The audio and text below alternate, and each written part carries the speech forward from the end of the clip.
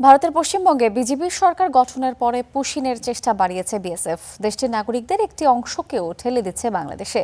রয়েছেন মিয়ানমারের রোহিঙ্গারাও। চলতি মাসে এমন প্রায় অর্ধশত পুশিনের চেষ্টা ব্যর্থ করে দিয়েছে বিজেপি এবং স্থানীয় গ্রামবাসী।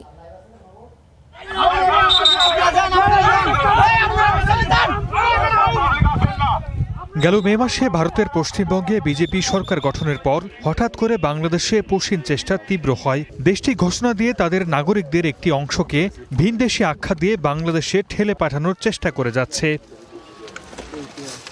পুশিন ঠেকাতে সীমান্তের সব জেলায় টহল বাড়িয়েছে বর্ডার গার্ড বাংলাদেশ বিজিবি, যাতে চলতি মাসে প্রায় অর্ধশত পুশিনের চেষ্টা ব্যর্থ করে দিয়েছে বিজিবি ও স্থানীয় গ্রামবাসী।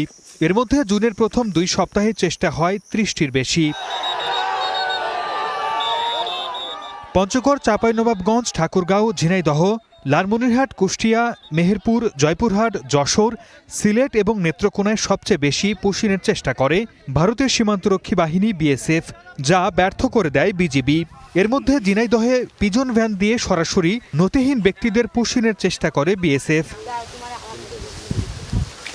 বর্ডার গার্ড বাংলাদেশের তথ্য মতে 2025 সালের 7 মে থেকে চলতি বছরের 26 জানুয়ারি পর্যন্ত 2479 জনকে পুশিন করেছে ভারতীয় সীমান্তরক্ষী বাহিনী।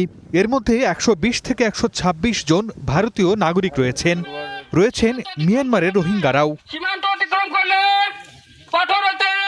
সর্দার মোহাম্মদ আরিফ, স্টার নিউজ।